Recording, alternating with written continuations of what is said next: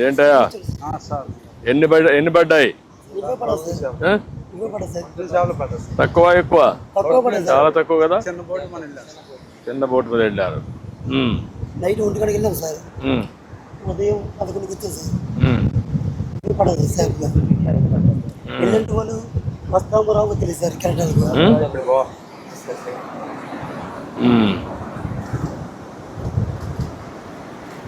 బతుకుందా ఇది?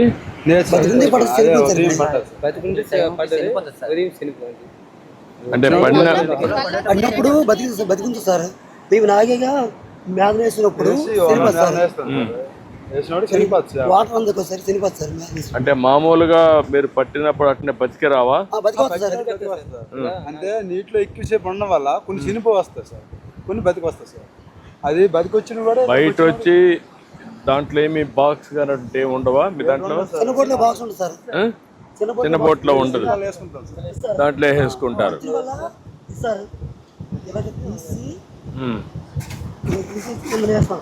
అంటే నువ్వు దీనికి వలల్లో కూడా మీకు అంతా అందులో తాగుతారా? నాకు అర్థమైందమ్మా. ఇప్పుడు నువ్వు మధ్యలో లాగుతున్నావు ఏంటాడా? ఈ వల బాలే కదా, ఈ వల బాలే కదా.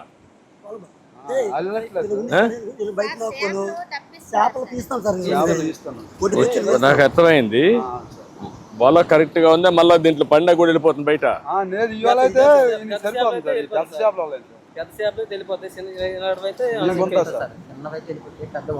చిన్నవి వెళ్ళిపోతాయి కదా. అదే అడిగేది. దీనికి వల ఉంది సార్. దీనికి వల ఏ సీజన్ పెట్టి అవ్వాలి వేస్తాం సార్. ఇప్పుడు ఈ సీజన్ సార్, ఈ సీజన్ ఇవి ఉంటుంది సార్. ఈ రోపలు ఉంటాయి, ఇవి వేస్తాం. ఏం సీజన్ అప్పుడు ఆ వల ఆట ఆడుతుంది. అది జోగా బాల్ అనేది ఇంకోవాలి సార్. సార్ మనకి ఫిషింగ్ హార్బర్ ఉంటే కొన్ని బాధలో తగ్గుతుంది సార్. అది కొంచెం అధిక వేగంలో తయారవుతే మాకు కొంచెం ఇబ్బందులు అనేవి తగ్గుతాయి సార్. అంటే మన ఊర్లో ఈ ఫిషింగ్ హార్బర్ నుంచి ఎంతమంది పనిచేస్తారు? ఈ హార్బర్ నుంచి ఒకవేళ రేపు హార్బర్ వచ్చింది అనుకో, ఎన్ని గ్రామాలు కూడా ఇక్కడికి వచ్చి బతకడానికి అవకాశాలు ఉన్నాయి. ఇక్కడికి వస్తారు సార్. పక్క గ్రామాలు మొత్తం ఇంకా ఇక్కడికి వచ్చి బతకడానికి అవకాశం ఉంది సార్. ఫిషింగ్ హార్బర్ తయారైతే. హార్బర్ వస్తే దీనికంటే అదనంగా మనకి ఏమొస్తుంది? అదనంగా అంటే సార్ మనకి ఇబ్బందులు ఉండవు సార్. వెళ్ళడానికి ఇబ్బంది ఉండదు, రావడానికి సేఫ్టీ ఉంటుంది. ఏ టైం రావచ్చు పోవచ్చు. కెరటాలు అనేవి ఉండవు సార్. నైట్ 2 గంటకి వెళ్తాము, వెళ్ళేప్పటికే మాకు అవతలకి వెళ్ళేప్పటికే 3 అయిపోతుంది సార్. 2 గంటకి వెళ్ళాము, ఎక్కడి మధ్యనే 3 అయిపోతుంది. ఈ కెరటాల వల్ల వెళ్ళము అంతవరకు వెళ్ళిపోతుంది సార్. అదే వెళ్ళవద్దు, ఈ సరువులో వెళ్ళిపోతాం సార్. మేము వెళ్ళిపోవడం వల్ల మాకు చేపకు రేట్ వస్తుంది సార్. హార్బర్ నేపథ్యం వల్ల చేప ఏం చేస్తామంటే మేము తెచ్చి ఒక సాగు కిరానికి ఇచ్చేది సార్. చేప ఇచ్చి అదేంటే మాకు చాలా తక్కువ రేట్ ఇస్తాడు.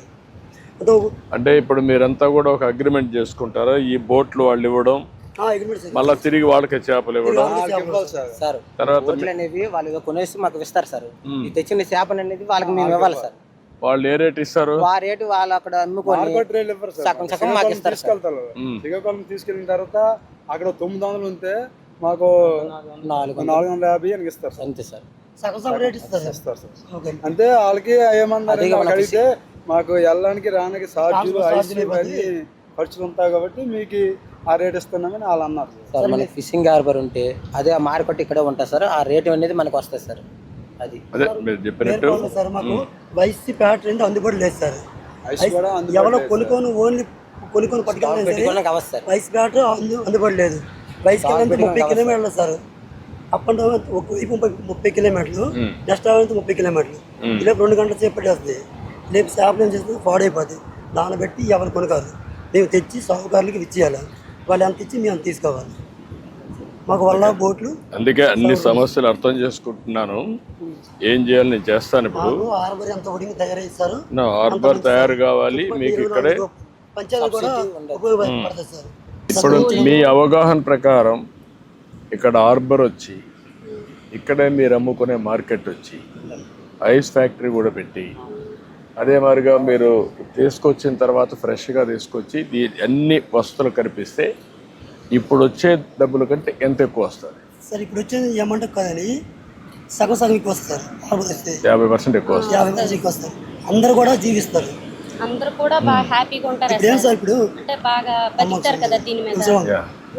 అలలో పెమ్మనం వల్ల కొంతమంది వెళ్ళదు సార్. ఆవేశం అంటే బొట్టలు పెట్టిన వేజ్ అయిపోయిన ఒకటి ఇప్పుడు వెళ్ళదు సార్.